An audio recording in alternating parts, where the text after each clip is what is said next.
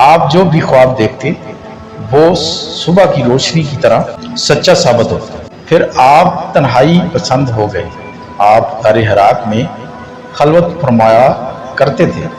آپ اپنے اہل خانہ کے پاس اعوذ باللہ من الشیطان الرجیم بسم اللہ الرحمن الرحیم شروع اللہ کے نام سے جو بڑا نہایت رحم کرنے والا ہے۔ بیان حدیث پاک پوری آپ سنیں، اور اس میں حضور صلی اللہ علیہ وسلم کو شروع میں حضرت جبرائیل علیہ السلام نے قرآن پاک کی کیسی تعلیم دی، یہ سارا واقعہ آپ سے بیان کریں گے، اور حضرت محمد صلی اللہ علیہ وسلم کو حضرت جبرائیل علیہ السلام نے کس طرح ان کو قرآن پاک سکھایا۔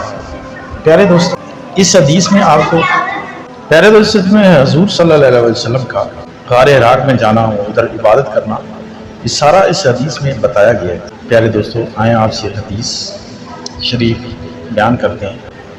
پیارے دوستو، ویڈیو کے ساتھ جڑے رہیں، اللہ تعالیٰ آپ پر رحم اور کرم نوازی فرمائے۔ ہو سکے تو اس چینل کو سبسکرائب کر دیں اور بیل آئیکن کو بھی دبا دیں، اللہ پر رحم فرمائے۔ پیارے دوستو، حضرت عائشہ بیان کرتی ہیں کہ رسول صلی اللہ علیہ وسلم پر وحی کا آغاز سچے اور پاکیزہ خوابوں سے شروع ہوا۔ آپ جو بھی خواب دیکھتے وہ صبح کی روشنی کی طرح سچا ثابت ہوتا۔ پھر آپ تنہائی پسند ہو گئے۔ آپ غار حراء میں خلوت فرمایا کرتے تھے۔ آپ اپنے اہل خانہ کے پاس آنے سے پہلے کئی راتیں وہاں عبادت میں مشغول رہتے تھے۔ ان ایام کے لیے زاد راز ساتھ لے جایا کرتے تھے۔ پھر آپ صلی اللہ علیہ وسلم حضرت خدیجہ رضی اللہ عنہا کے پاس تشریف لاتے، اور اتنی ہی مدت کے لیے پھر زاد رضا ساتھ لے جایا کرتے تھے۔ پیارے دوستو، حتیٰ کہ آپ غار حراء ہی میں تھے کہ آپ پر حق وحی آ گیا۔ پیارے دوستو، فرشتہ حضرت جبرائیل علیہ السلام آپ کے پاس آیا تو اس نے کہا کہ پڑھیے۔ آپ صلی اللہ علیہ وسلم نے فرمایا کہ میں قاری نہیں ہوں۔ حضرت جبرائیل علیہ السلام نے پھر کہا کہ پڑھنا، میں قاری نہیں ہوں، میں پڑھنا نہیں جانتا ہوں۔ آپ صلی اللہ علیہ وسلم نے فرمایا کہ اس نے مجھے پکڑا اور اتنی شدت سے دبایا کہ جس سے مجھے کافی تکلیف ہوئی۔ پھر اس نے مجھے چھوڑ دیا اور کہا کہ پڑھیے۔ میں نے کہا کہ میں پڑھنا نہیں جانتا۔ پیارے دوستو، اس نے حضور صلی اللہ علیہ وسلم نے فرمایا کہ اس نے مجھے پھر پکڑا، اس نے مجھے پکڑ کر دوسری مرتبہ خوب دبایا، مجھے اس بار بھی کافی تکلیف ہوئی۔ پھر اس نے مجھے چھوڑ دیا اور کہا کہ پڑھیے۔ میں نے کہا کہ میں پڑھنا نہیں جانتا، اس لیے مجھے تیسری مرتبہ دبایا، اس بار مجھے کافی تکلیف ہوئی۔ پھر اس نے مجھے چھوڑ دیا اور کہا پڑھیے۔ اپنے رب کے نام کے ساتھ جس نے پیدا فرمایا، اس نے انسانوں کو جمے ہوئے خون سے پیدا فرمایا، پڑھیے۔ آپ کا رب بہت ہی رحم کرنے والا ہے، جس نے قلم کے ذریعے سکھایا انسانوں کو وہ کچھ سکھایا جو وہ نہیں جانتا تھا۔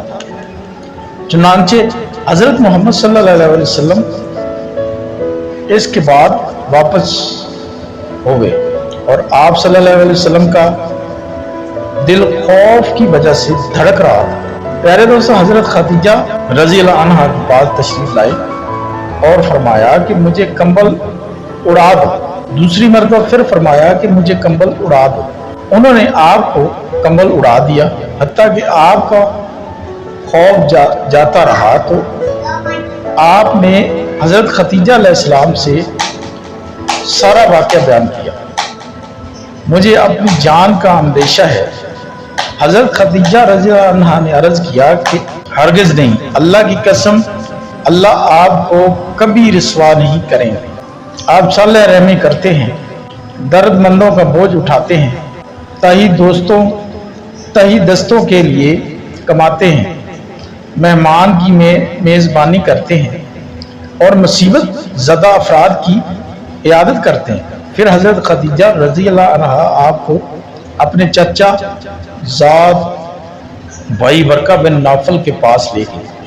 उन्होंने इनसे कहा कि मेरे चाचा के बेटे अपने भतीजे की बात सुने। वर्का ने आपसे कहा, भतीजे आप क्या देखते हो? हजरत मोहम्मद सल्लल्लाहु अलैहि वसल्लम ने जो देखा था वो कुछ इसे बता दिया। वर्का ने कहा कि ये तो वही नामूस है जिस जैसे अल्लाह ताला ने हजरत मूसा अलैहिस्सलाम तरफ वही देकर भेजा था।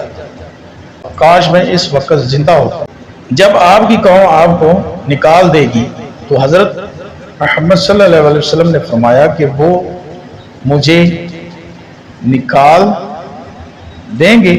तो इसने कहा हाँ, जब किसी को मुनसब नबूवत पर फायज किया गया है तो इससे जरूर दुश्मनी की गई है, और अगर मैंने तुम्हारा जमाना पाया तो मैं तुम्हारी जबरदस्त मदद करूंगा।